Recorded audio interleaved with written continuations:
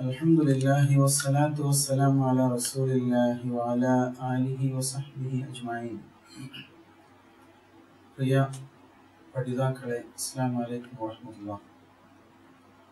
സൂറത്തുൽ ലഹബാണ് നാം പഠിച്ചുകൊണ്ടിരിക്കുന്നത്. സൂറത്തുൽ ലഹബിലെ 2 ആയത്തുകൾ നമ്മൾ അർത്ഥസഹിതം മനസ്സിലാക്കി. ബിസ്മില്ലാഹിർ റഹ്മാനിർ റഹീം. തബ്ബത് യദാ അബീ ലഹബിൻ വതബ്ബ്. അബൂലഹബിന്റെ 2 കരങ്ങളും നശിക്കട്ടെ. വതബ്ബ, അവൻ നശിച്ചിരിക്കുന്നു. മാ അഗ്നാ അൻഹു മാലുഹു വമാ കസബ്. അവന്റെ ധനവും അവൻ സമ്പാദിച്ചവയും പ്രയോജനപ്പെട്ടില്ല. ഇങ്ങനെ 2 സൂക്തങ്ങളാണ് നാം മനസ്സിലാക്കിയത്. ശുദ്ധ ഖുർആനിലെ അള്ളാഹുവിന്റെ ഒരു പ്രവചനമാണ് ഈ സൂക്തങ്ങൾ എന്ന് നാം മനസ്സിലാക്കി.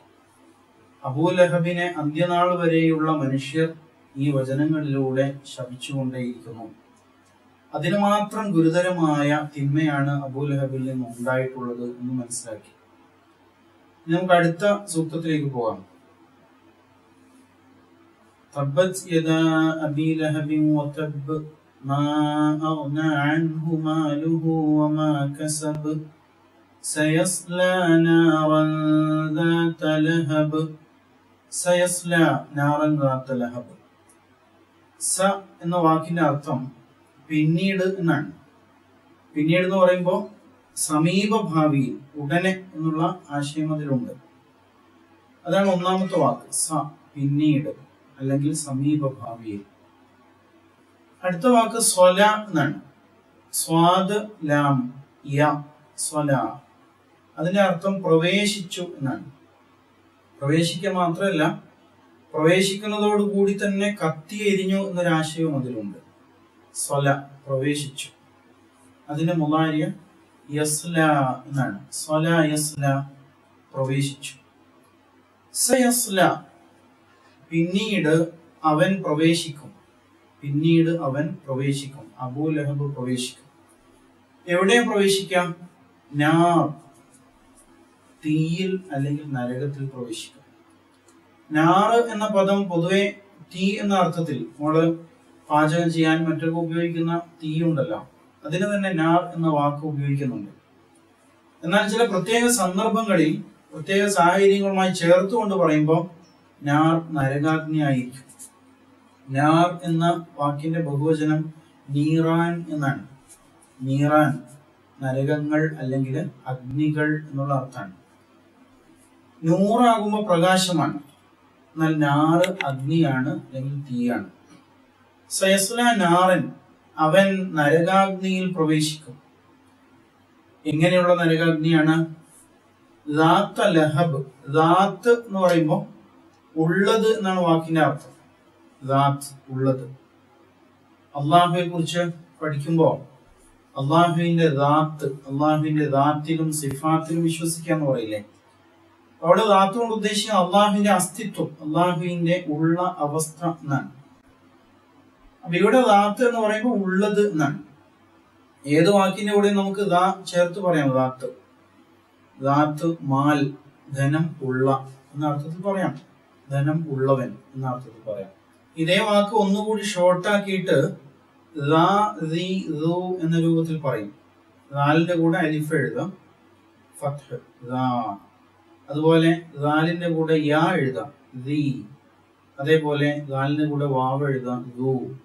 അപ്പോ മാല് നേരത്തെ നമ്മൾ പഠിച്ചില്ലേ, സമ്പത്ത്. മാൽ എന്ന് പറഞ്ഞ സമ്പത്ത് ഉള്ളവനാണ്. അത് തന്നെ ദീ മാൽ, ദൂ മാൽ, ഇങ്ങനെയൊക്കെ ചേർത്ത് പറയാം. സന്ദർഭം അനുസരിച്ച് അങ്ങനെ ആ ഘടനയിൽ മാറ്റം വരുത്തിയിട്ട് പറയാം. ഇവിടെ ദാത്ത് എന്ന് തന്നെയാണ്. ദാത്ത്, ഉള്ള. എന്തുള്ള? ലഹബ്, ജ്വാല. ലഹബ് നേരത്തെ മനസ്സിലാക്കിയല്ലോ, അബൂ ലഹബിലുള്ള ലഹബ് തന്നെയാണ്. അബൂ ലഹബിലുള്ള അതേ ലഹബ് തന്നെയാണ്. ദാത്ത ലഹബ്, ജ്വാലയുള്ള.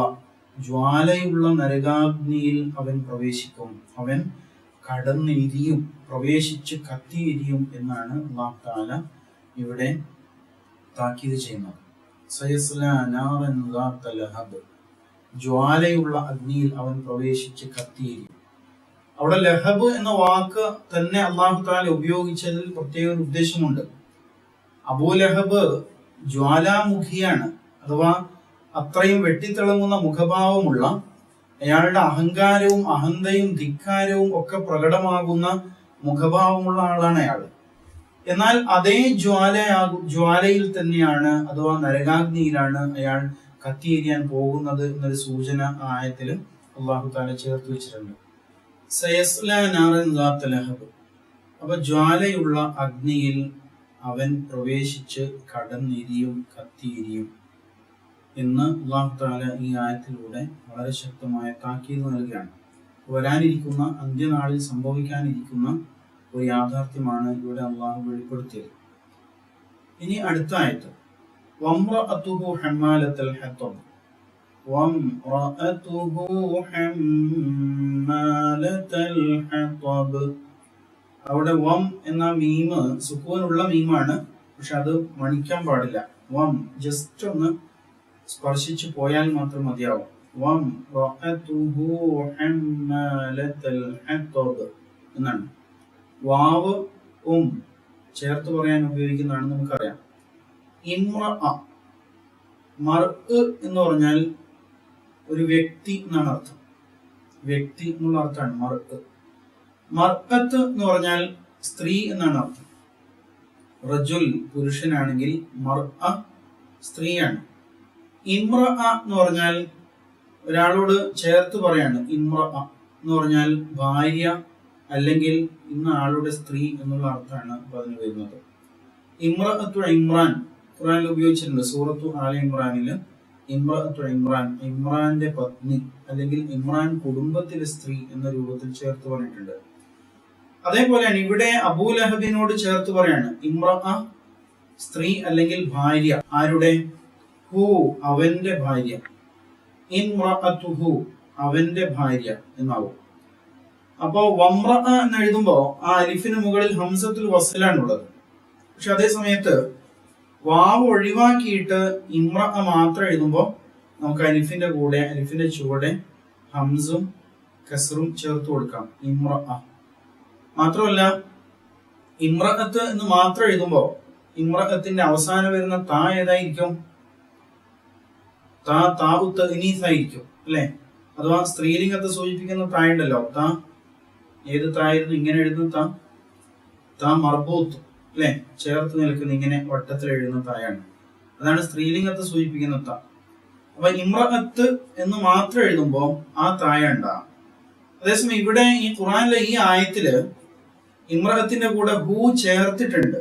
അങ്ങനെ വരുമ്പോ ഈ വട്ടത്തിലുള്ള താ മാറ്റിയിട്ട് ബാത്തയാണ് പിന്നെ എഴുതുക. ബാഇനെ താക്കി മാറ്റുന്ന എഴുത്തില്ലേ, അങ്ങനെയായിരിക്കും എഴുതുക. അപ്പോഴാണ് നമുക്ക് ഹു അതിനെ കൂടെ ചേർത്ത് എഴുതാൻ പറ്റുള്ളൂ. അതുകൊണ്ടാണ് ആ രീതി സ്വീകരിക്കുന്നത്. അപ്പോ വംറഅതുഹു അവന്റെ ഭാര്യയും, അബൂലഹബിന്റെ ഭാര്യയും. ആരാ അവര്? അവരെ കുറിച്ച് ഖുർആൻ പറയുന്നത് ഹമ്മാലത്തുൽ ഹത്തബ് എന്നാണ്. അവർ വിറക് ചുമട്ടുകാരിയാണ്. അവർ വിറക് ചുമട്ടുകാരിയാണ് എന്ന് പറയുന്നുണ്ട്. ഹമില വഹിച്ചു, ചുമന്നു എന്നാണ് അർത്ഥം. യഹ്മലും വഹിക്കുന്നു, വഹിക്കുന്നു എന്നാണ് അർത്ഥം. ഹമല വഹിച്ചു, യഹ്മിലു വഹിക്കുന്നു എന്നാണ്. ഹമല വഹിച്ചു, യഹ്മിലു വഹിക്കുന്നു, ചുമക്കുന്നു എന്നർത്ഥം. അപ്പൊ ഹമ്മാല എന്ന് പറഞ്ഞാൽ ചുമട്ടുകാരി എന്നാണ്. ഭാരങ്ങൾ തലയിലേറ്റിയിട്ട് പോകുന്ന പോർട്ടർ ഉണ്ടല്ലോ, പോർട്ടറിന് ചുമട്ട് തൊഴിലാളി എന്ന അർത്ഥത്തിന് ഹമ്മാൽ, ഹുമ്മാൽ എന്നൊക്കെയുള്ള വാക്കുകൾ ഉപയോഗിക്കുന്നുണ്ട്. ഹമ്മാല ചുമട്ടുകാരി എന്നാണ് അർത്ഥം. അൽ ഹത്തബ്, ഹത്തബ് എന്താണ്? വിറക് എന്നർത്ഥം. ഹത്തബ് വിറക്. അപ്പൊ ഹമ്മാലത്തുൽ ഹത്തബ് വിറക് ചുമട്ടുകാരി എന്നായിരിക്കും. വംറഅതുഹു അവന്റെ ഭാര്യയും ഹമ്മാലത്തുൽ ഹത്തബ് വിറക് ചുമട്ടുകാരിയായ. വംറഅതുഹു ഹമ്മാലത്തുൽ ഹത്തബ് വിറക് ചുമട്ടുകാരിയായ അവന്റെ ഭാര്യയും. ഭാര്യയും ബാക്കി എന്താ? കഴിഞ്ഞ ആയത്തിൽ പറഞ്ഞു സയസ്ലാ നാറൻ ദാത്ത ലഹബ്, തീർച്ചയായിട്ടും അവരും നരകാഗ്നിയിൽ പ്രവേശിക്കുക തന്നെ ചെയ്യും. അപ്പൊ ആരായിരുന്നു അബൂലഹബിന്റെ ഭാര്യ? അബൂലഹബിന്റെ ഭാര്യയുടെ പേര് ഉമ്മു ജമീൽ എന്നാണ്. ഉമ്മു ജമീൽ, ഒരുപക്ഷെ അതൊരു ഓമന പേരാകാം. ഉമ്മു ജമീൽ, സൗന്ദര്യത്തിന്റെ ഉമ്മയാണ് അവർ. അപ്പൊ അങ്ങനെയാണ് അവരുടെ പേര്. അവരാരായിരുന്നു? അബൂലഹബിന്റെ സഹോദരിയാണ്, അബൂ സുഫിയാന്റെ സഹോദരിയാണ്. അവരാരായിരുന്നു? അബൂ സുഫിയാന്റെ സഹോദരിയാണ് അവര്. അബൂ സുഫിയാൻ ഇസ്ലാമിന്റെ ബദ്ധവൈരിയായിരുന്നു നമുക്കറിയാം. വഹബിന്റെ പുത്രി ഉമ്മു ജമീൽ. ഈ ഉമ്മു ജമീല് പ്രവാചകനോടും ഇസ്ലാമിനോടും അങ്ങേയറ്റത്തെ ശത്രുത വെച്ച് പുലർത്തിയിരുന്നു. സാധാരണ മലയാളത്തിൽ ഒരു പ്രയോഗം ഉണ്ടല്ലോ, പിന്നെ ചക്കിക്കൊത്ത ചങ്കരൻ എന്നൊക്കെ പറയും. എന്ന് പറയും പോലെ ഇയാൾക്ക് പറ്റിയ, അബൂലഹബിന് പറ്റിയ ഭാര്യയാണ്, അല്ലെങ്കിൽ ഭാര്യയ്ക്ക് പറ്റിയ ഭർത്താവാണ് എന്ന രൂപത്തിലായിരുന്നു അവരുടെ മാനസികാവസ്ഥ. പ്രവാചകനോടും ഇസ്ലാമിനോടും അങ്ങേയറ്റത്തെ ശത്രുത അവർ വെച്ച് പുലർത്തിയിരുന്നു. ഉമ്മു ജമീൽ അഥവാ വനിതാ വകുപ്പിൽ പ്രചരണ വിഭാഗത്തിന്റെ ആൾ അവരായിരുന്നു. പ്രവാചകനെതിൽ അപവാദങ്ങൾ പറയുക, കെട്ടിച്ചമച്ച് പലതും പ്രചരിപ്പിച്ചുകൊണ്ടിരിക്കുക, ജനങ്ങൾക്കിടയിൽ ശത്രുത പടർത്താൻ ശ്രമിക്കുക, ഇങ്ങനെ പലതും അവർ ചെയ്തിരുന്നു. അതുകൊണ്ട് അള്ളാഹു തആല ആ നിലക്ക് തന്നെ ഉമ്മു ജമീലിനെയും ചേർത്ത് പറഞ്ഞത്. എന്തുകൊണ്ടാണ് അവര് വിറക് ചുമട്ടുകാരിയാണെന്ന് പറഞ്ഞത്? ഇത്രയും വലിയ സമ്പന്നനായ അബൂലഹബിന്റെ, വലിയ കുടുംബത്തിൽ പിറന്ന അബൂലഹബിന്റെ പത്നി വിറക് ചുമട്ടുകാരിയാണെന്ന് പറഞ്ഞാൽ ആരെങ്കിലും അംഗീകരിക്കോ? ഇല്ല. അപ്പൊ അതൊരു പ്രത്യേക പ്രയോഗമാണ്. ഒന്ന്, അവരുടെ അഹങ്കാരത്തെ അല്ലാഹു തആല അവിടെ ഒന്ന് താഴ്ത്തി കെട്ടുകയാണ് ചെയ്യുന്നത്. കേവലമായ ഒരു പരിഹാസ വാക്കല്ല, മറിച്ച് അതിന് ചില പശ്ചാത്തലങ്ങൾ ഉണ്ടെന്നാണ് മനസ്സിലാകുന്നത്. അറബി ഭാഷയില് അയാൾ നിനക്കെതിരിൽ വിറക് ചുമക്കുന്നുണ്ട് എന്ന് പറഞ്ഞാൽ അയാൾ നിനക്കെതിരില് ഏഷണി പറയുന്നുണ്ട്, നിന്റെ കുറ്റവും കുറവും പറഞ്ഞു നടക്കുകയാണ് എന്നതിന് അറബി ഭാഷയിൽ അങ്ങനെ ഒരു പ്രയോഗം ഉണ്ടത്രേ. അയാൾ നിനക്കെതിരിൽ വിറക് ചുമക്കുകയാണ്. യഥാർത്ഥത്തിൽ ഉമ്മു ജമീൽ ചെയ്തിരുന്ന പണി പ്രവാചകനെതിരിൽ പിന്നെ ഏഷണി പ്രചരിപ്പിക്കുക എന്നതായിരുന്നു. അതുകൊണ്ടാണ് അല്ലാഹു തആല ആ രൂപത്തിൽ ഇവരെ കുറിച്ച് പറഞ്ഞിരിക്കുന്നത്. ഇവര് അത്രമാത്രം പ്രവാചകൻ സല്ലല്ലാഹു അലൈഹി വസല്ലമയെ കുറിച്ച് ദുഷിച്ച് പറഞ്ഞിരുന്നു എന്നതുകൊണ്ടാണ് വംറഅതുഹു ഹമ്മാലത്തുൽ ഹതബ് എന്ന് പ്രത്യേകമായിട്ട് എടുത്തു പറഞ്ഞത്. മാത്രമല്ല അതോടൊപ്പം ചേർത്ത് അടുത്ത സൂക്തം ഫീ ഇൽ ഉണ്ട്, ജീദ് കഴുത്ത്, ജീദ് കഴുത്ത്, ജീദിഹ അവരുടെ കഴുത്ത്, ഫീ ജീദിഹ അവരുടെ കഴുത്തിൽ ഉണ്ട്. എന്താ ഉള്ളത്? ഹബലുൻ ഒരു കയറുണ്ട്. ഹബൽ, ഹബലിന്റെ ജമ്മ ബഹുവചനം ഹിബാൽ എന്നാണ്. ഹിബാൽ എന്ത് കയറാ ഉള്ളത്? മിൻ മസദ്, മസദ് കൊണ്ടുള്ള കയർ. മസദ് എന്ന വാക്കുകൊണ്ട് ഉദ്ദേശിക്കുന്നത് ഈത്തപ്പനയുടെ ചകിരി പിരിച്ചുണ്ടാക്കുന്ന കയറിനാണ് ഈത്തപ്പന കയർ. അത്രയും ബലിഷ്ഠമായ കയർ എന്നാണ് ഉദ്ദേശം. പനങ്കയർ എന്ന് മലയാളത്തിൽ ഒറ്റ വാക്കിൽ നമുക്ക് പറയാം. പനങ്കയർ അല്ലെങ്കിൽ ഈത്തപ്പനയുടെ ചകിരി പിരിച്ചുണ്ടാക്കിയെടുക്കുന്ന നല്ല സ്ട്രോങ് ആയിട്ടുള്ള കയർ എന്ന് അതിന് പറയാം. ഫീ ജീദിഹ അവരുടെ കഴുത്തിലുണ്ട്, ഹബലുൻ ഒരു കയർ, മിൻ മസദ് ഈത്തപ്പന നാര് പിരിച്ചുണ്ടാക്കിയ ഒരു കയർ അവരുടെ കഴുത്തിലുണ്ട്. അതെന്താ ഉദ്ദേശം? അതും ഇതേപോലെ തന്നെ ഒരു ആക്ഷേപ ശൈലിയാണ്. അവരുടെ കഴുത്തിൽ ഈത്തപ്പന നാര് പിരിച്ചുണ്ടാക്കിയ കയറുണ്ട്. ഇതിന് വ്യത്യസ്തമായ വ്യാഖ്യാനങ്ങൾ ഖുർആൻ വ്യാഖ്യാതാക്കൾ പറയുന്നുണ്ട്. അതിലൊന്ന്, അവരുടെ കഴുത്തിൽ ഒരു നല്ല പതക്കങ്ങളുള്ള, ആരും കണ്ടാൽ നോക്കി പോകുന്ന തരത്തിലുള്ള നല്ല ഭംഗിയുള്ള ഒരു മാല ഉണ്ടായിരുന്നു അത്രേ. വലിയൊരു മാല, ഇങ്ങനെ താഴ്ന്നു നിൽക്കുന്ന ഒരു മാല. അപ്പൊ അതിങ്ങനെ അവര് പ്രൗഢിയോടെ അണിഞ്ഞു നടക്കാറുണ്ടായിരുന്നു ആൾക്കൂട്ടത്തിൽ. മാത്രമല്ല നബി സല്ലല്ലാഹു അലൈഹി വസല്ലം രംഗത്ത് വന്നതോടുകൂടി പ്രവാചകന്റെ ശത്രുവായി അവർ മാറിയപ്പോ അവരിങ്ങനെ ആൾക്കൂട്ടത്തിലെത്തുമ്പോൾ വിളിച്ചു പറയായിരുന്നു എന്നാണ്.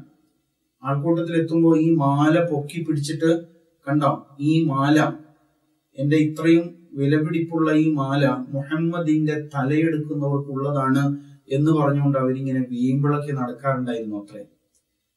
അപ്പൊ അതിന് പകരമായിട്ട് അല്ലാഹു തആല എടുത്തു പറയാണ്, അവരുടെ കഴുത്തിൽ ഈത്തപ്പന നാര് കൊണ്ടുള്ള പനങ്കയറാണുള്ളത് എന്ന് പറയാണ്.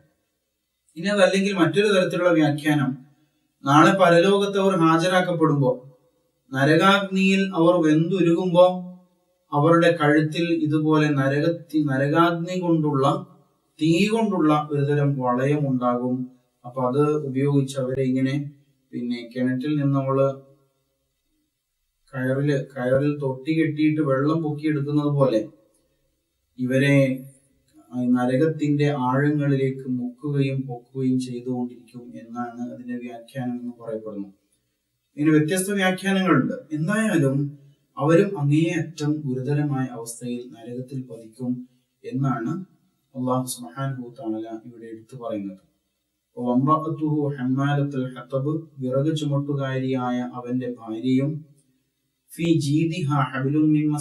അവരുടെ കഴുത്തിൽ പനങ്കയർ കൊണ്ടുള്ള ഈത്തപ്പന നാര് പിരിച്ചുണ്ടാക്കിയ കയർ ഉണ്ട് എന്ന് പറഞ്ഞുകൊണ്ടാണ് സൂറ അവസാനിക്കുന്നത്. ഇതിൽ ആദ്യത്തെ 3 സൂക്തങ്ങൾ അബൂ ലഹബിനെ കുറിച്ചും പിന്നത്തെ 2 സൂക്തങ്ങൾ ഉമ്മു ജമീലിനെ കുറിച്ചുമാണ്. അതേസമയം ആദ്യത്തെ 2 ആയത്തുകൾ പ്രത്യേകമായിട്ട് അബൂ ജഹലിനെ സൂചിപ്പിക്കുന്നു. മൂന്നാമത്തെ ആയത്ത് 2 പേർക്കും ബാധകമാണ്. 2 പേരും നരകാഗ്നിയിൽ പ്രവേശിക്കും എന്ന സൂചന നൽകുന്നുണ്ട്. എന്തായാലും ഇവർ 2 പേരുടെയും ജീവിതം മൊത്തത്തിൽ നഷ്ടത്തിലായിരുന്നു, അല്ലെങ്കിൽ നരകത്തിന് വേണ്ടിയായിരുന്നു എന്ന് അല്ലാഹു സുബ്ഹാനഹു വ തആല ഈ സൂക്തങ്ങളിലൂടെ വളരെ വ്യക്തമായിട്ട് നമ്മൾ ഉണർത്തുന്നുണ്ട്. ഈ സൂറ നമുക്ക് നൽകുന്ന പാഠം എന്താണെന്ന് ചോദിച്ചാൽ, അള്ളാഹുവിന്റെ ദീനിനെതിരായിട്ട് ആരെങ്കിലും രംഗത്ത് വന്നാൽ അള്ളാഹു അവരെ ഇഹലോകത്ത് വെച്ച് തന്നെ നശിപ്പിക്കും. നാളെ പരലോകത്ത് തീർച്ചയായും അവർക്ക് കൊടിയ ശിക്ഷയുണ്ട് എന്നുള്ളതാണ്. പടച്ച തമ്പുരാൻ അവന്റെ യഥാർത്ഥ ദാസന്മാരിൽ ഉൾപ്പെടുത്തി നമ്മെ അനുഗ്രഹിക്കുമാറാവട്ടെ. ആഖിറു ദഅവാന അൽഹംദുലില്ലാഹി റബ്ബിൽ ആലമീൻ. അസ്സലാമു അലൈക്കും വറഹ്മത്തുള്ളാഹി.